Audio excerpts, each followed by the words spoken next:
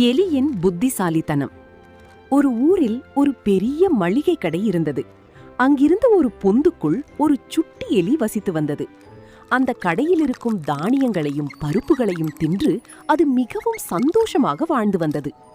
ஆனால் அந்த கடைக்காரர் எலியை பிடிக்க ஒரு பெரிய எலிப்பொறியை வைத்தார். அதில் ஒரு துண்டு தேங்காயையும் ஆசை காட்டுவதற்காக வைத்தார்.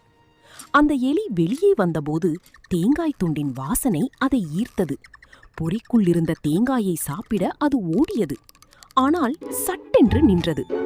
இந்த தேங்காய் இவ்வளவு சுலபமாக இங்கே இருக்க வாய்ப்பில்லை. இது எனக்கு வைக்கப்பட்ட ஆபத்தாக கூட இருக்கலாம் என்று யோசித்தது. உடனே ஒரு குச்சியை எடுத்து மெதுவாக அந்த தேங்காயின் மீது தட்டியது. அடுத்த வினாடியே டக் என்று அந்த பொறி மூடிக்கொண்டது. இதை பார்த்த எலி, அப்பாடா, நல்ல வேளை, இதை நாம் சாப்பிடவில்லை என்ற நிம்மதியுடன் தப்பித்து சென்றது. நீதி: ஆசை காட்டும் விஷயங்களில் எப்போதும் கவனமாக இருக்க வேண்டும்.